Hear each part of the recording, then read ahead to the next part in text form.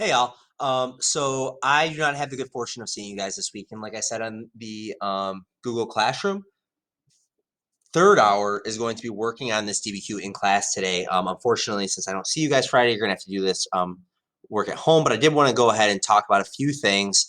So I'm going to be putting together a series of videos about the DBQ and how it is that I'm expecting to do that. So this first video that I'm going to do here, I'm just going to kind of go over the rubric. Okay, so this is more or less the rubric.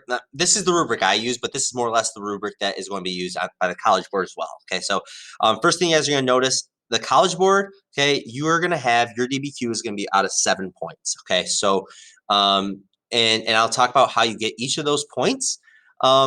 And for me, I too will grade yours out of 7 points, and I will tell you if you get 7 out of 7. That's actually extra credit. That'll get you guys 32 out of 30. All right. If you get 6, it's going to be a 28 out of 30, and then it goes down from there. Okay, so how this works. Okay, so beginning. All right, and this is everything you know. These first 2 points are your intro points. Okay, contextualization. Remember. All right, if you guys don't do a contextualization statement, I'm going to come to your house and I'm going to burn it down. Just kidding. Okay, I'm never going to do that. But okay, the important thing that we're looking for is 2 to 3 sentences that is taking the prompt and is connecting it to the wider historical scenario. Okay, so the way that I want you guys to think about this is what things made this event that we are talking about come about. Okay, so for the DBQ that we're going to look at today, it's going to be progressivism. Okay, so maybe you'll talk about the 13th, 14th, 15th, 13th, 14th, 15th Amendment, civil rights. Okay, maybe we'll talk about Reconstruction, Gilded Age, the rise of big business, how all of these things kind of led to a backlash going into the progressive era. Okay, those are all good things to talk about. For the thesis, okay, remember this needs to have a what and a why. This has to be a historically defensible claim. Okay, so what we're looking for is that you're going to first address the prompt, okay, saying what your argument is, and then saying why it is that you believe that. All right, and that is going to be based off of the documents, and again based off of bucketing, which I'm going to look at a later video today. Okay.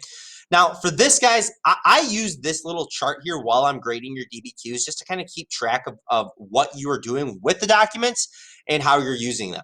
Okay. So the first thing I'm going to note, guys, is just whenever you reference a document, I put the document letter right here. All right. I just put it down.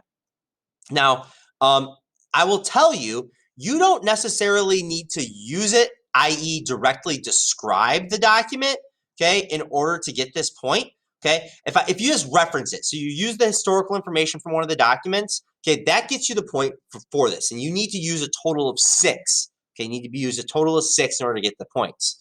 With 3 of the documents that you use, you need to talk about the speaker or the occasion or the audience or the purpose. One of these. You don't have to talk about all 4 with 3 documents. You need to pick one of these things and look at how does the speaker change the way that we are going to read this document? How does the historical occasion change the way that we read this document? How does the person's audience, so who they are writing it to or speaking to, affect their argument? And then finally, how is their purpose? Okay, so what are they trying to do from it? Is this a journal entry? Okay, so is it like a diary? If that's the case, their purpose is clearly not to persuade a large audience. Or is it a presidential address, where you are clearly trying to persuade an audience to do or think something in particular? Okay, so remember, it's one of these things you have to do with 3 documents.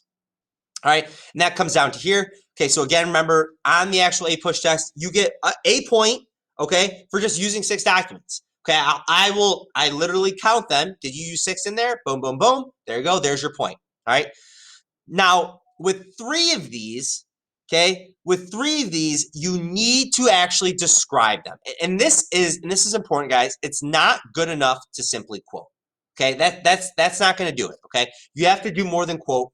You need to tell me what is the document, all right, and why is it important in the context of the prompt. Okay, so going back to your thesis. So what I want you guys to think about this when we're talking about describing it, you should be saying, how does this specific document relate to the overall question, the overall historical context, and ultimately, how does it relate to your argument? That is with 3 of them. 3 of the documents you need to do that for.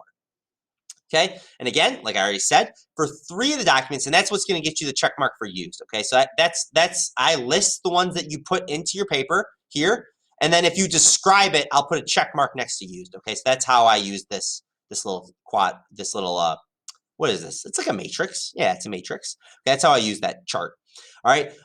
Then, like I already said, with 3 of them, you need to talk about speaker or occasion or audience or purpose. All right. Evidence beyond the document. I think it's generally speaking, I will tell you guys I'm going to be a harder grader than the actual AP graders. I promise you that. Okay. Because I'm looking for what you don't have. They'll be looking for what you do have. Okay.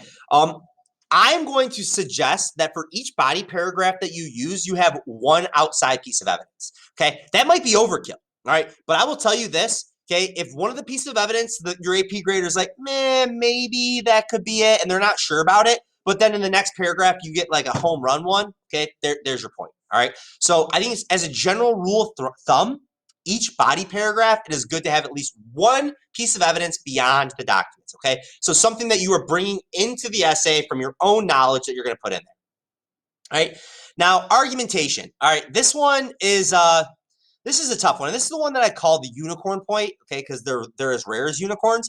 But I just talked to my brother-in-law this weekend, and he has a better phrase for it. He calls it the porno point, all right? And the reason he calls it from the porno point, it actually comes from a Supreme Court decision on pornography.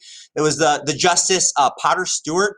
He said, I can't tell you what pornography is, but I know it when I see it, all right? And that's how I feel about this argumentation point, okay? I can't tell you exactly what this point is, okay, but I know it when I see it. All right, and this is the advice that I'm going to give you. Do all of these other things well. Do everything else well, okay? Talk about the documents, okay? Use SOAP, okay? Write a strong thesis, and then if you do all those things and you're doing it in a complex way, okay, then that argumentation point will come. But if you go looking for this argumentation point, you're never going to find it, all right? So just worry about writing a really strong essay, and then this point will naturally kind of come with this. Some ways that you can do it is like maybe thinking about something from multiple angles. Okay, so if maybe your one of your buckets was examining the political aspects of something, the political ramifications of something, maybe you talk about how the political aspect of it also impacts the economy and impacts society. Okay, so that's something that might do it if you do that consistently throughout your paper. Consistently comparing it to another time period. Again, if you're doing that, it has to be in your thesis. Okay, you can't just like throw it in. Like, you just can't put it in the end of a body paragraph. This reminds me of World War II. Okay, that's not going to do it. All right, so that's the rubric. Okay, so again, this is just a kind of a reminder as to what this is. All right, I hope that you guys found this enjoyable, that you watched this. Okay, make sure like and subscribe. Okay, that G-Wagon is not going to pay for itself. And if you guys do have questions, again, I will be working all day tomorrow, which is Friday. So just please be sure to ask.